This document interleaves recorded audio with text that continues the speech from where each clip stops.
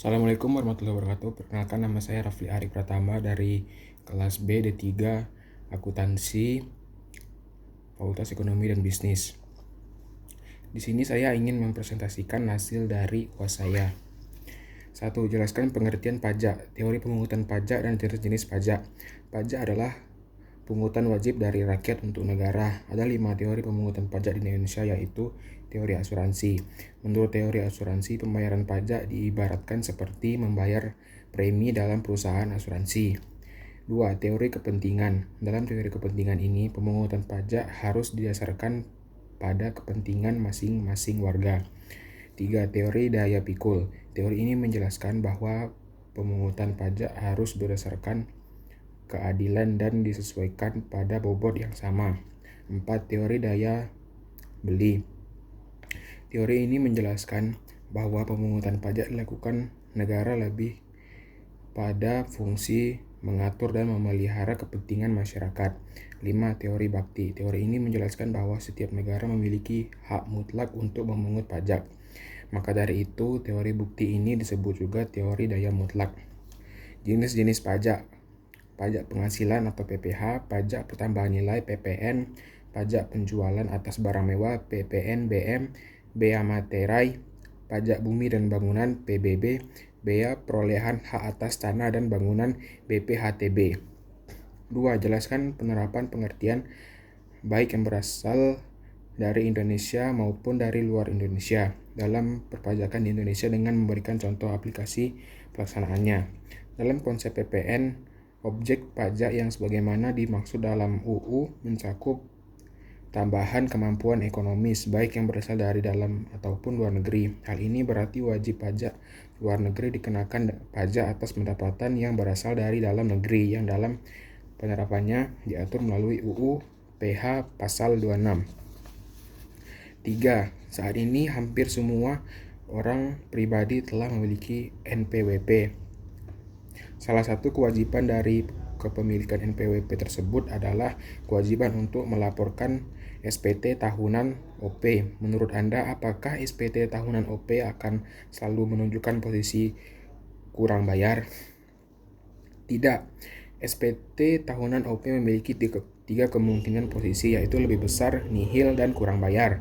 Posisi nihil biasanya terjadi bila OP hanya memperoleh pendapatan dari satu sumber dan pajak atas pendapatan tersebut telah dipotong oleh pemberi kerja, sehingga di SPT tahunan pajak terutama sama dengan kredit pajak. Akibatnya SPT berada pada posisi nihil.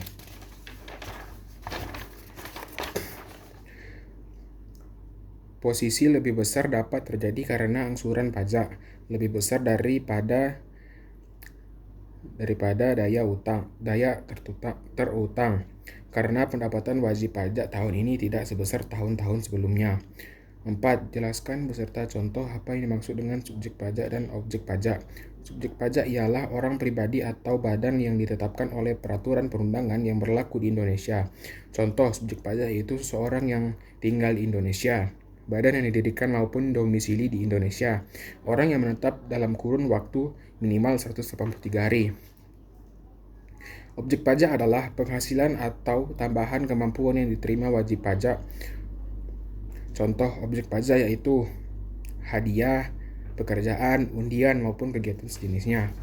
5. Jelaskan beserta contoh pembukuan pajak dan pencatatan di luar pajakan.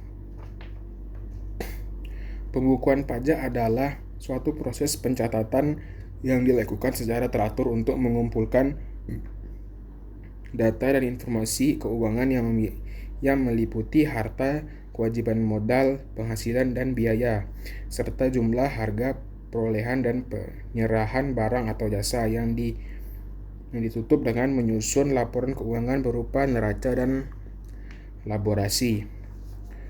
Pencatatan yaitu pengumpulan data yang dikumpulkan secara teratur tentang peredaran atau penerimaan bruto, penghasilan bruto sebagai dasar untuk menghitung jumlah pajak yang terutang. 6. Carilah kasus di Indonesia Carilah kasus di bidang pajak penghasilan yang terjadi saat ini dan silakan beri contoh. Tak bayar pajak hingga 2,6 miliar, 2 orang korporasi di Bekasi jadi tersangka. 2 orang dan 1 korporasi di Kabupaten Bekasi ditetapkan sebagai tersangka atas dugaan kasus perpajakan. Solusinya yaitu dikenakan denda dan dipenjara. 7. Carilah kasus di bidang pajak pertambahan nilai yang terjadi saat ini dan beri solusinya. Kasus pajak direktur di Semarang dihukum 7 bulan penjara.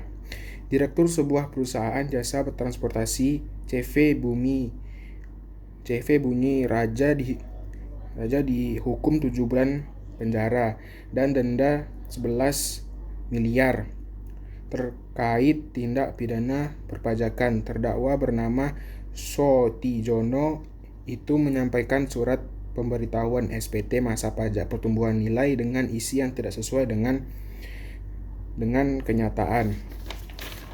Itulah presentasi dari saya. Apabila ada salah-salah kata dan kekurangan, saya ingin meminta maaf. Saya akhiri dengan wassalamualaikum warahmatullahi wabarakatuh.